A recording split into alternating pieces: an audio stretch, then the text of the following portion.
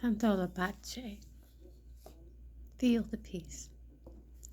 So if you've been with us, we're reading The Power of Now by Eckhart Tolle. Tolle.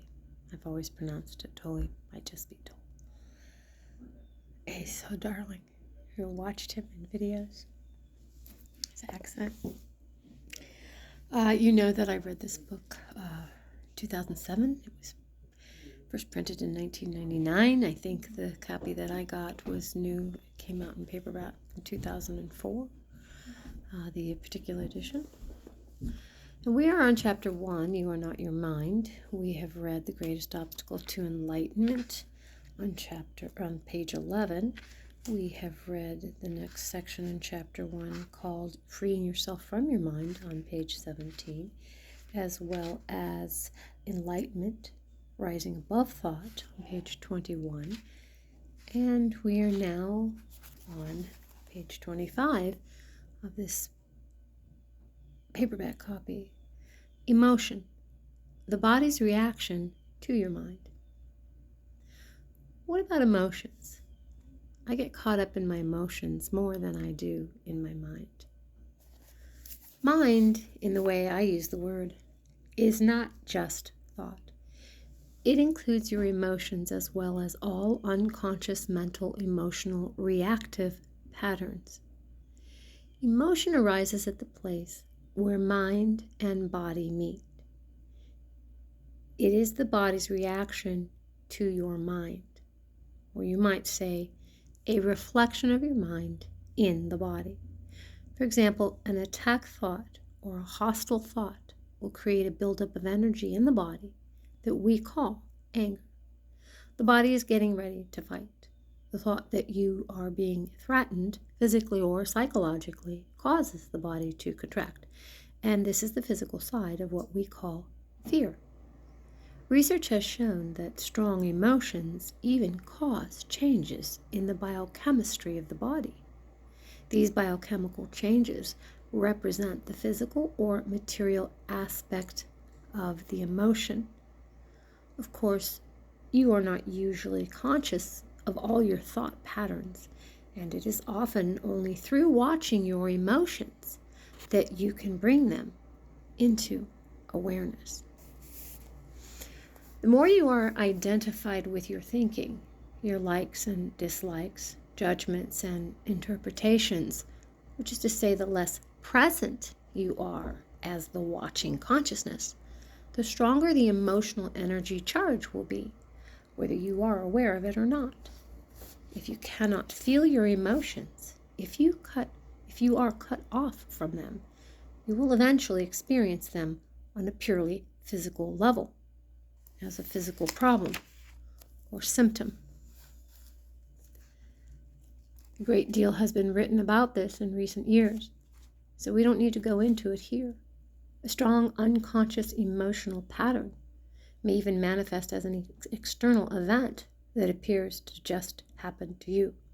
For example, I have observed that people who carry a lot of anger inside without being aware of it and without expressing it are more likely to be attacked, verbally or even physically, by other angry people, and often for no apparent reason.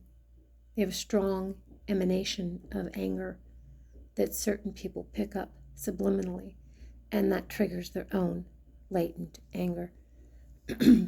If you have difficulty feeling your emotions, start by focusing attention on the inner energy field of your body.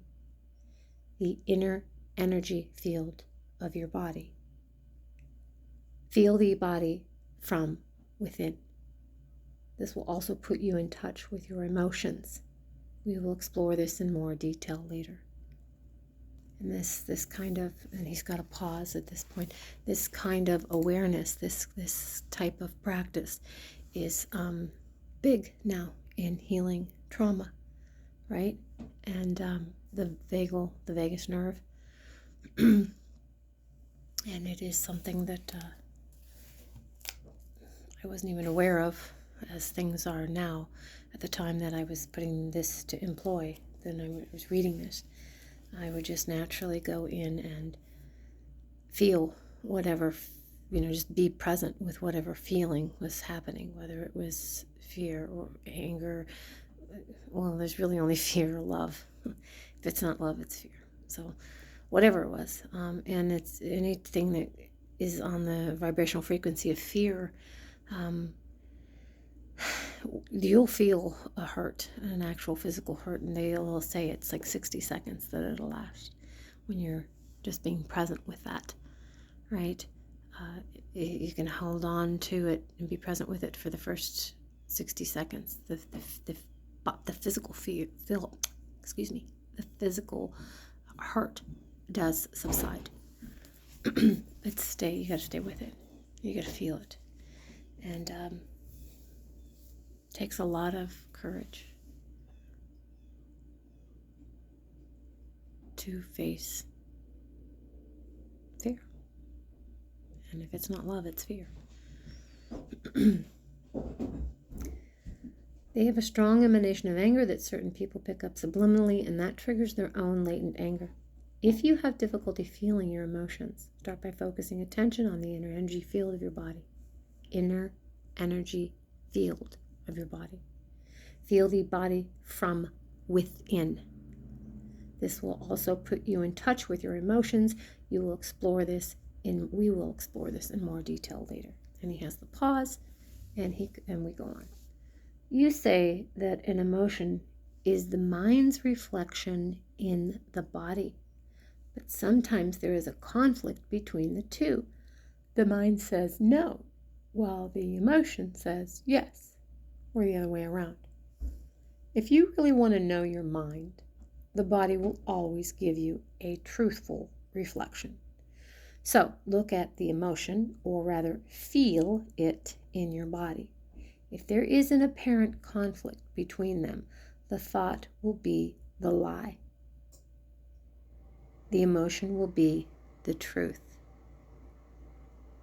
Not the ultimate truth of who you are, but the relative truth of your state of mind at that time. Conflict between surface thoughts and unconscious mental processes is certainly common. Conflict between surface thoughts and unconscious mental processes is certainly common. You may not yet be able to bring your unconscious mind activity into awareness as thoughts, but it will always be reflected in the body as an emotion, and of this you can become aware. To watch an emotion in this way is basically the same as listening to or watching a thought, which I described earlier. The only difference is that while a thought is in your head, an emotion has a strong physical component and so is primarily felt in the body. You can then allow the emotion to be there without being controlled by it.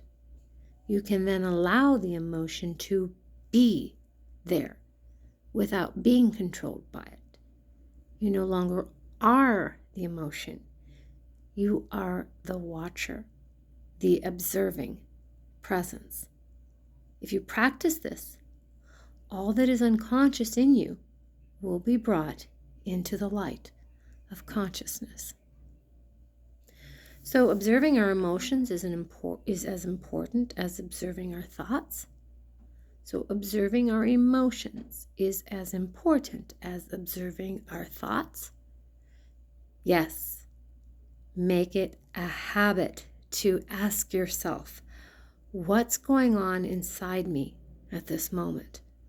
That question will point you in the right direction, but don't analyze, just watch. Focus your attention within. Feel the energy of the emotion. If there is no emotion present, take your attention more deeply into the inner energy field of your body. It is the doorway into being.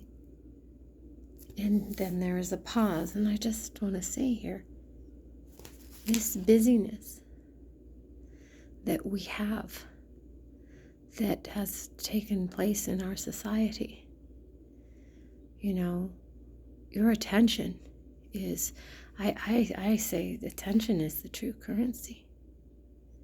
and look at the apps and look at the billboards and look at everybody wants your attention. Everything wants your attention.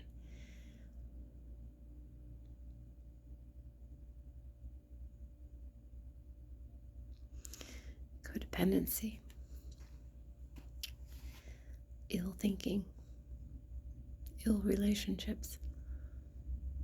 These are all coping mechanisms gone awry. Somewhere you say to yourself, no.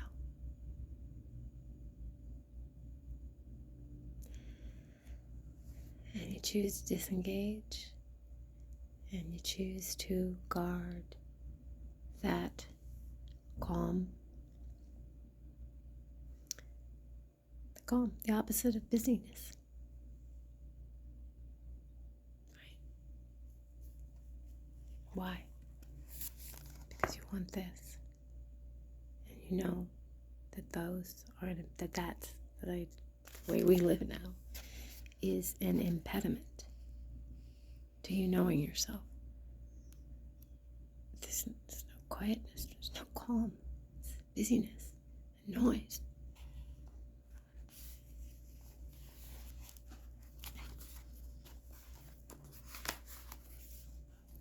An emotion usually represents an amplified and energized thought pattern.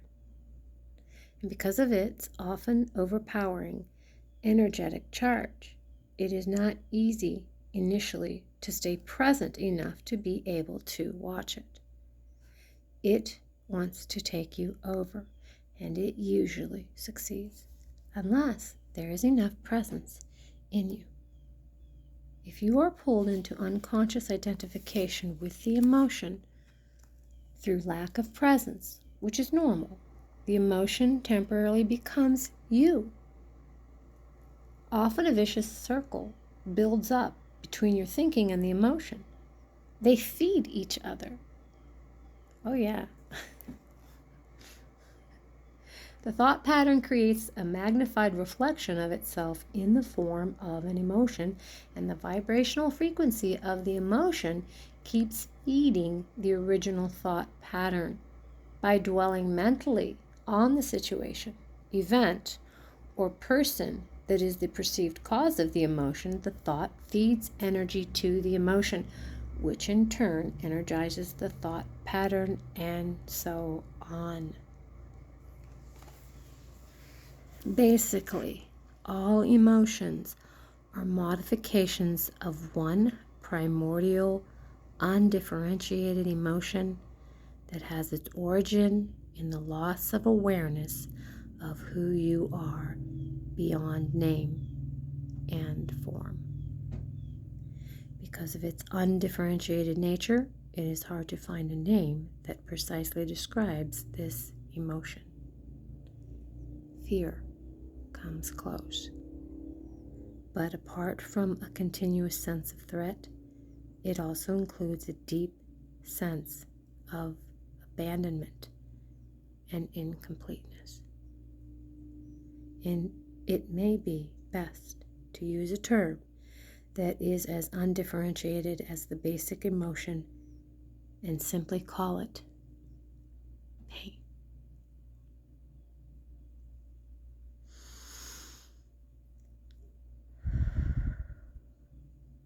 One of the main tasks of the mind is to fight or remove that emotional pain, which is one of the reasons for its incessant activity.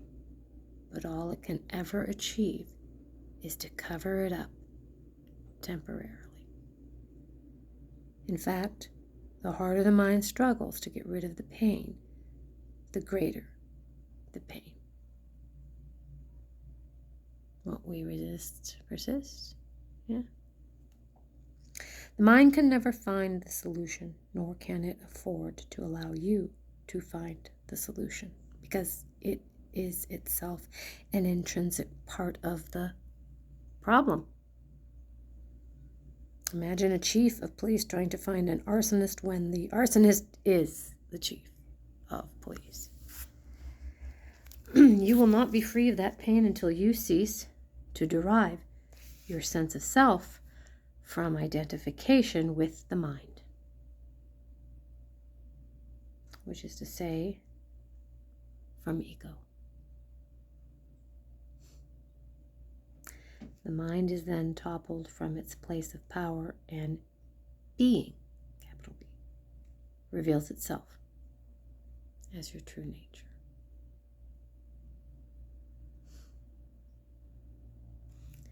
Yes, I know what you're going to ask. I was going to ask, what about positive emotions such as love and joy? They are inseparable from your natural state of interconnectedness with being, capital B. Glimpses of love and joy or brief moments of deep peace are possible whenever a gap occurs in the stream of thought. For most people, such gaps happen rarely and only accidentally, in moments when the mind is rendered speechless, quote unquote, sometimes triggered by great beauty, extreme physical exertion, or even great danger. Suddenly there is inner stillness, and within that stillness there is a subtle but intense joy. There is love. There is peace. Usually such moments are short-lived, as the mind quickly resumes its noise-making activity that we call thinking. Love, joy, and peace cannot flourish until you have freed yourself from mind dominance. But they are not what I would call emotions. They lie beyond the emotions on a much deeper level. So you need to become fully conscious of your emotions and be able to feel them before you can feel that which lies beyond them. Emotion literally means disturbance. The word comes from the Latin emovere, meaning to disturb. Love, joy, and peace are deep states of being, capital B, or rather, three aspects of the state of inner connectedness with being. As such, they have no opposite. This is because they arise from beyond the mind. Emotions, on the other hand, being part of the dualistic mind, are subject to the law of opposites.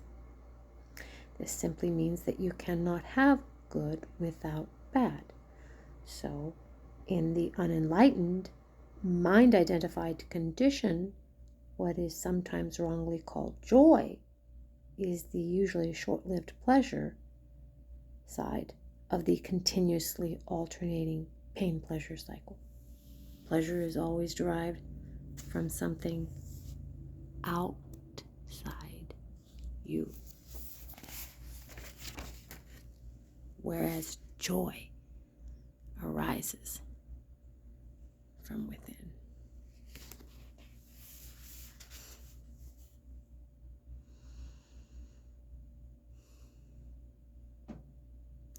The very thing that gives you pleasure today will give you pain tomorrow, or it will leave you, so its absence will give you pain. And what is often referred to as love may be pleasurable and exciting for a while, but it is an addictive clinging, an extremely needy condition that can turn into its opposite at the flick of a switch. Many quote-unquote love relationships, after the initial euphoria has passed, actually oscillate between quote-unquote love and hate, attraction and attack. Real love doesn't make you suffer. How could it? It doesn't suddenly turn into hate, nor does real joy turn into pain. As I said, even before you are enlightened, before you have freed yourself from your mind, you may get glimpses of true joy, true love, or of a deep inner peace, still but vibrantly alive. These are aspects of your true nature, which is usually obscured by the mind. Even within a quote-unquote normal addictive relationship, there can be moments when the presence of something more genuine, something incorruptible, can be felt. But they will only be glimpses, soon to be covered up again through mind interference. It may then seem that you had something very precious and lost it, or your mind may convince you that it was all an illusion anyway. The truth is that it wasn't an illusion, and you cannot lose it. It is part of your natural state, which can be obscured but can never be destroyed by the mind. It can be obscured by the mind, but the mind cannot destroy it. Even when the sky is heavily overcast, the sun hasn't disappeared. It's still there on the other side of the clouds. The Buddha says that pain or suffering arises through desire or craving, and that to be free of pain, we need to cut the bonds of desire. All cravings are the mind seeking salvation or fulfillment in external things, and in the future as a substitute for the joy of being, capital B. As long as I am my mind, I am those cravings, those needs, wants, attachments, and aversions. And apart from them, there is no I, except as a mere possibility, an unfulfilled potential, a seed that has not yet sprouted. In that state, even my desire to become free or enlightened is just another craving for fulfillment or completion in the future. So don't seek to become free of desire or achieve, quote-unquote, enlightenment. Become present.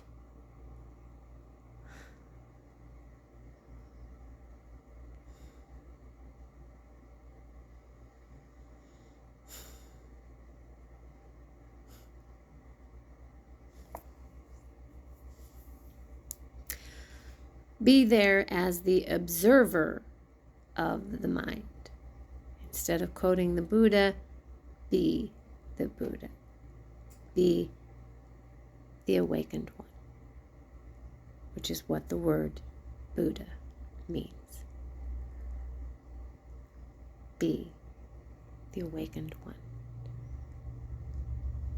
Be there as the observer of the mind. Humans have been in the grip of pain for eons, ever since they fell from the state of grace, entered the realm of time and mind, and lost awareness of being, capital B. At that point, they started to perceive themselves as meaningless fragments in an alien universe, unconnected to the source, capital S, and to each other. Pain is inevitable as long as you are identified with your mind, which is to say, as long as you are unconscious, spiritually speaking. I'm talking here primarily of emotional pain, which is also the main cause of physical pain and physical disease. Resentment, hatred, self-pity, guilt, anger, depression, jealousy, and so on. Even the slightest irritation are all forms of pain, and every pleasure or emotional high contains within itself the seed of pain, its inseparable opposite, which will manifest in time. Anybody who has ever taken drugs to get high, quote unquote, will know that the high eventually turns into a low, that the pleasure turns into some form of pain. Many people also know from their own experience how easily and quickly an intimate relationship can turn from a source of pleasure to a source of pain. Seen from a higher perspective, both the negative and the positive polarities are faces of the same coin, are both part of the underlying pain that is inseparable from the mind-identified egoic state of consciousness. There are two levels to your pain. The pain that you create now and the pain from the past that still lives on in your mind and body. Ceasing to create pain in the present and dissolving past pain, this is what I want to talk about now. And that completes Chapter 1. Chapter 2 is Consciousness, the way out of pain. So if you followed us with us this far, I'm pretty sure you're going to want to get this book and continue this journey.